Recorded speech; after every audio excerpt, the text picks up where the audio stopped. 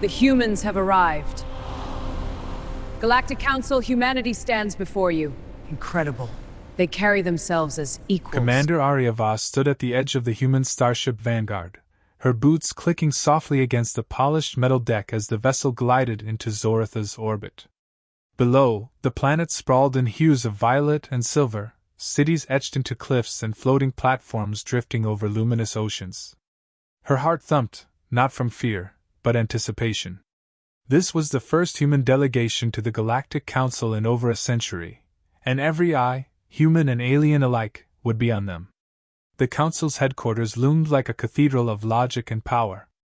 Obsidian spires jutted into the sky, veins of bioluminescent energy coursing along their surfaces like the nervous system of a colossal organism. Ships from hundreds of species floated in precise formation around the orbiting platform, each signaling wealth, history, and dominance.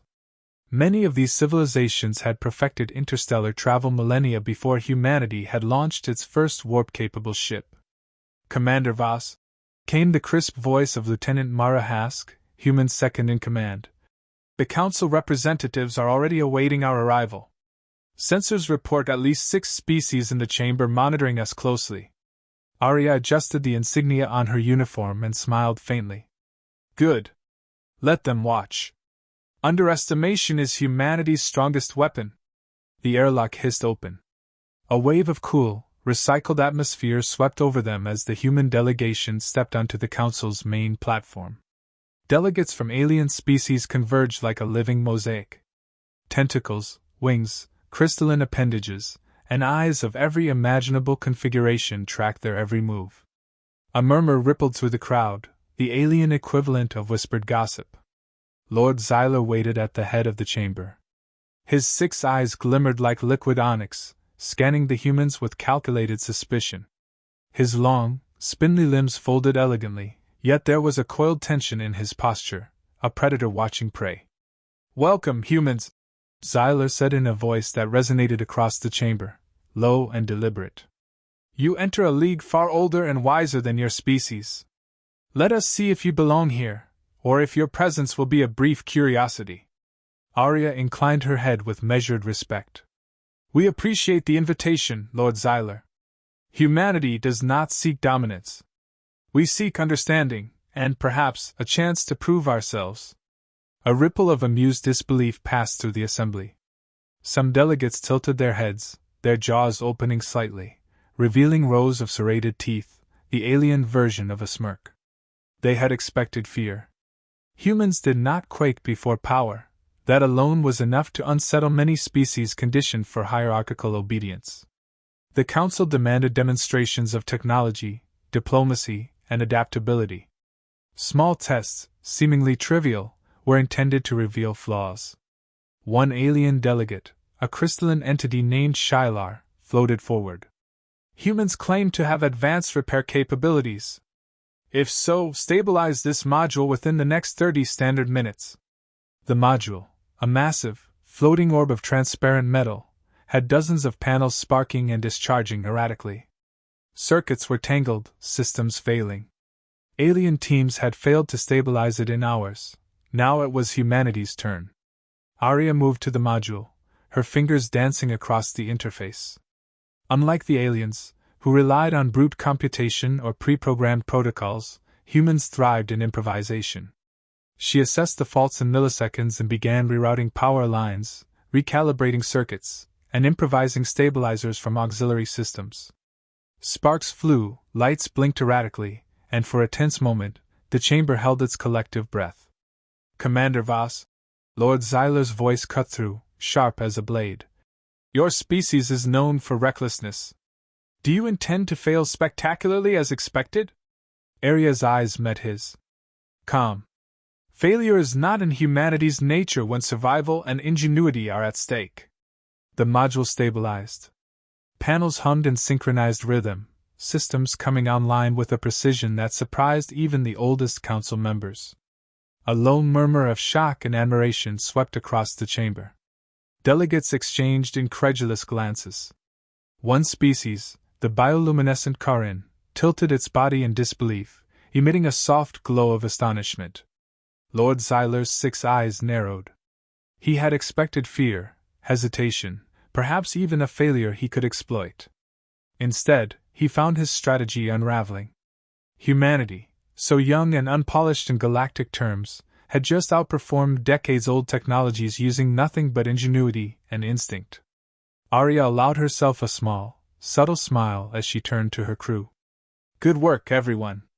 Remember, they judge us not by the tools we carry, but by the minds behind them. The council vote on humanity's admission loomed. Some species argued against inclusion, citing humanity's impulsive history on Earth, wars, environmental collapse, political chaos. Others advocated for trial membership, intrigued by human unpredictability. Aria understood the undercurrent. Humans were a wild card, unpredictable yet resilient. Private whispers traveled faster than any council broadcast. Xylar leaned close to Xylar, muttering, "This species, it's anomalous. They survive because they adapt, not because they dominate." Aria caught the faintest glimmer of doubt across the council. Seeds of respect, however tentative, were planted. She knew the true challenge had only begun. First impressions mattered, and humanity had made a statement, underestimated they might be, but never ignored. As the human delegation exited the chamber for the evening, Aria glanced up at the swirling stars above Zoreth. Humanity had stepped onto a stage much larger than Earth, and every challenge would test their wit, courage, and moral compass. The galaxy might have trembled at ancient powers, but soon they would learn that the species standing before them was unlike any other. And Aria Voss intended to ensure the council never forgot it. The Vanguard floated silently above the unstable orbital station, a jagged structure of steel and glass that once facilitated the galaxy's busiest trade routes. Smoke hissed from fractured conduits, alarms blared in alien and human code alike, and the council's sensors relayed every tremor to Zoreth in real time. Humanity had been given a single, impossible task: stabilize the station within 6 hours. Failure, the council implied, would justify their removal from interstellar affairs, or worse. "Commander," Lieutenant Mara Hask said, her voice taut with urgency, "the main gravity field generator is critical. If it collapses, the station's core will tear itself apart." Aria's eyes scanned the schematics projected from the station's interface. The systems were deliberately convoluted, deliberately alien. Every panel was a maze of incomprehensible logic circuits. She frowned, recognizing patterns familiar to human intuition yet obscured with layers of obfuscation. "This isn't just a test of skill," she muttered. "It's sabotage.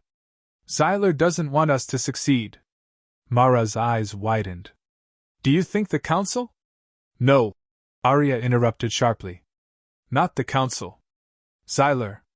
He wants humanity out.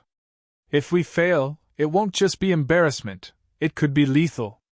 The crew dispersed, each taking stations along the fractured modules.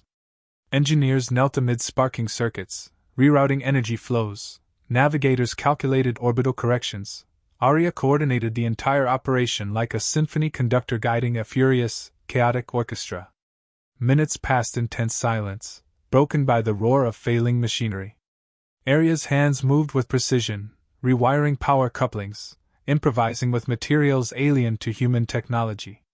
Sparks danced along her gloves, illuminating her determined expression. She felt the familiar thrill of problem-solving under extreme pressure, the same thrill that had allowed humanity to survive countless crises on Earth, from natural disasters to warfare. Suddenly, the station shuddered violently. Alarms shrieked. A core vent exploded, sending debris spinning dangerously close to the crew. One alien observer gasped, a tentacle snapping back in shock. "Shields are weakening," shouted Mara. "We can't hold much longer." Aria gritted her teeth. "Divert auxiliary power to the primary stabilizers. I'll reroute the energy matrices manually." The crew moved with a fluid precision only possible after years of rigorous training and trust. Each human action was calculated, fearless, adaptive, an orchestra performing without a conductor, improvising under pressure. Alien delegates watched in disbelief as sparks, holographic circuits, and cascading energy streams coalesced into a fragile equilibrium. "Commander," one engineer called out, "the auxiliary matrix is overloaded. If we push it further, it might explode." Aria's mind raced. Exploding, failing, losing, it was an equation she had anticipated. "Fine," she said calmly. "Then we stabilize what we can now and compensate with kinetic dampeners.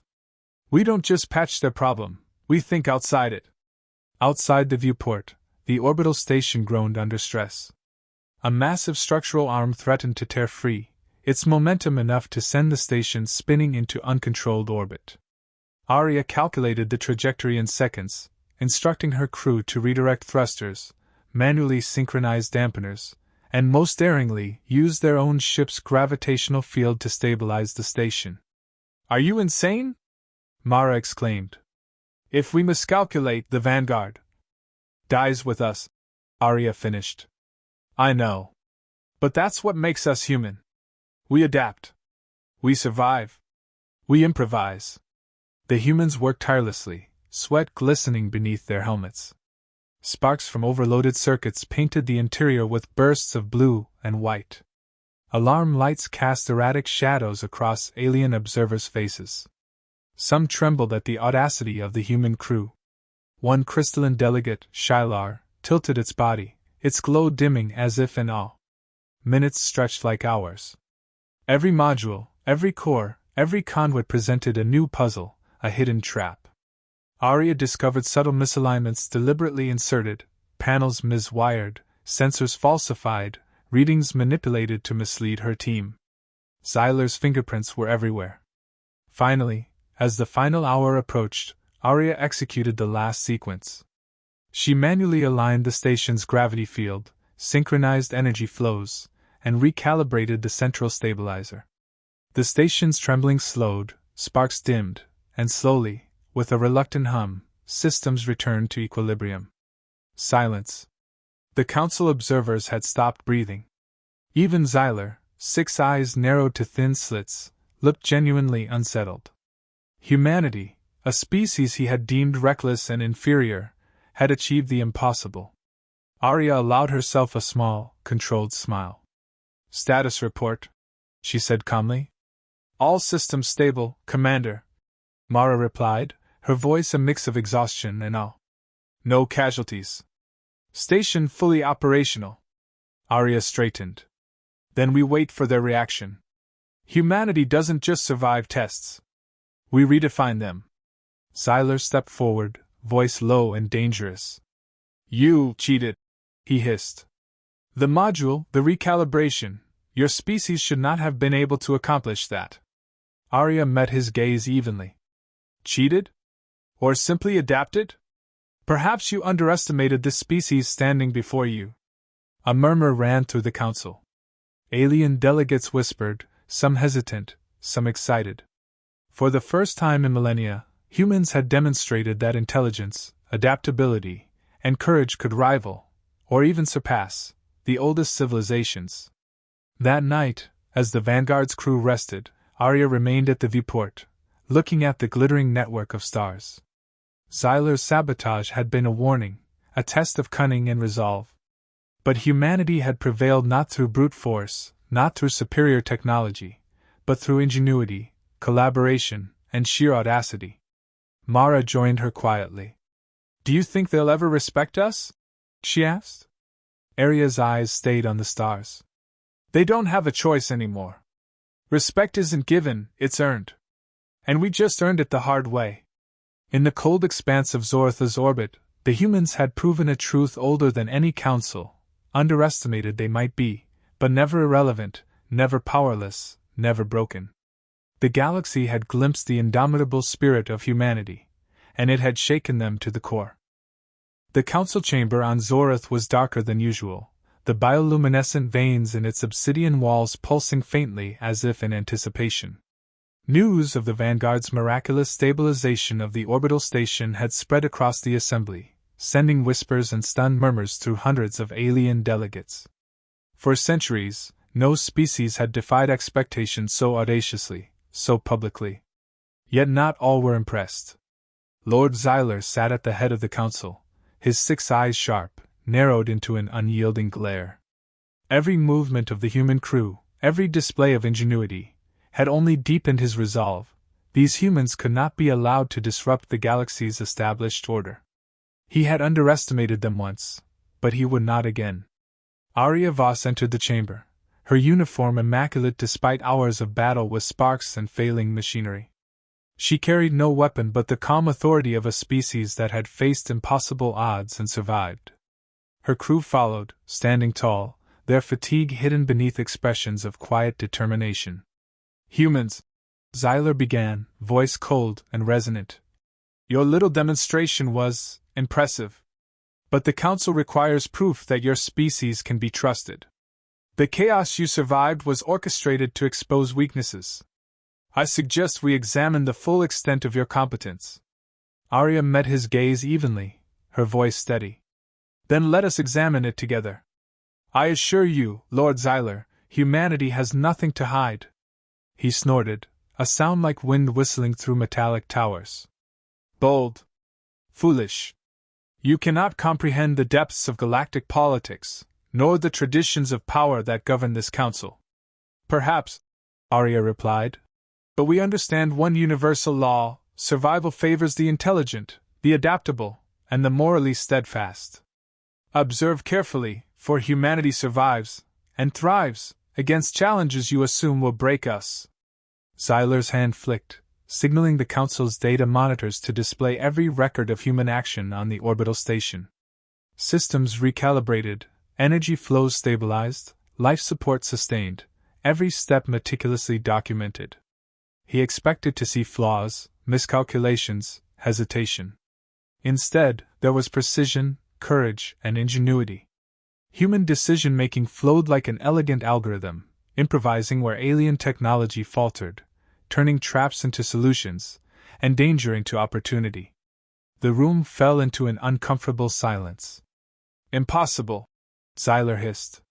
"No species could adapt," Aria finished for him. "Yes, Lord Xylar.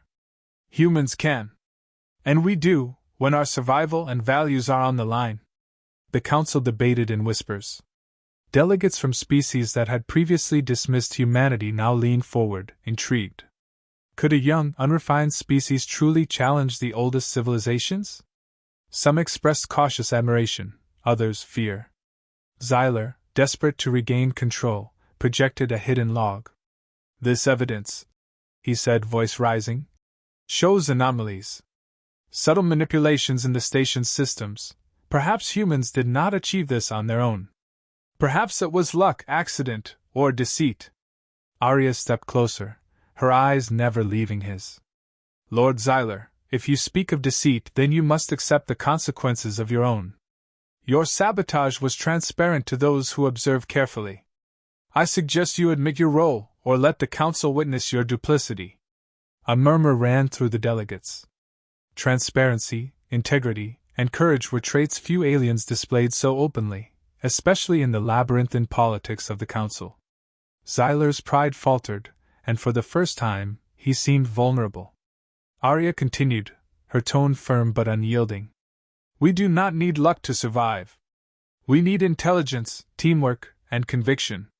Humanity has demonstrated all three, while you, Lord Xylar, relied on fear and trickery.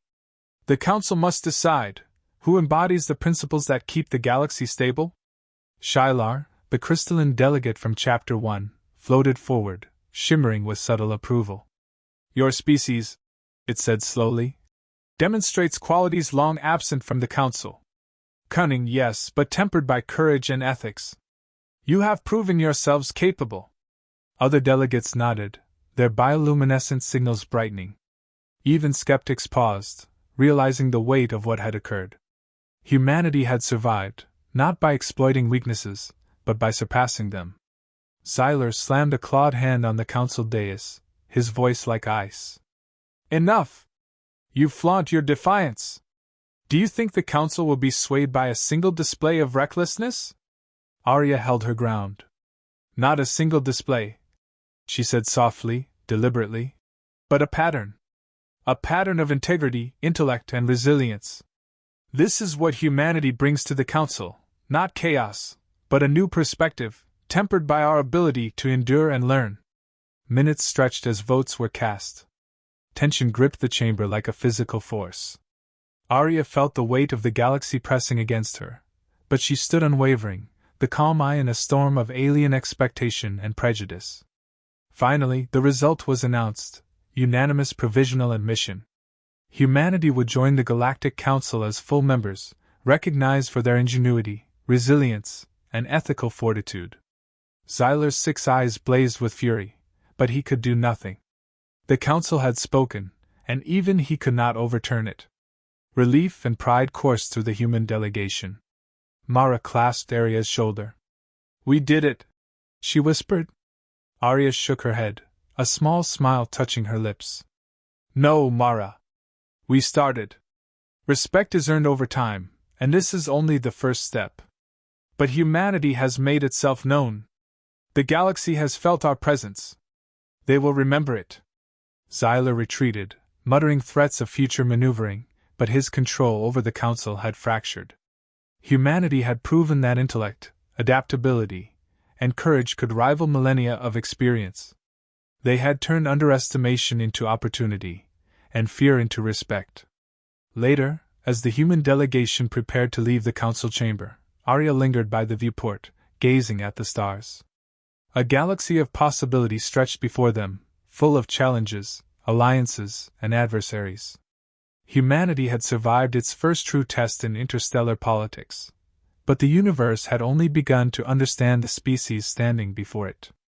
Aria whispered to herself, a quiet vow that echoed across the void. The Council may have trembled, but humanity will rise. And as the stars glittered in silent approval, the humans of Earth took their place among civilizations older and wiser, ready to redefine what it meant to be powerful, not through dominance, but through ingenuity, courage, and an indomitable spirit.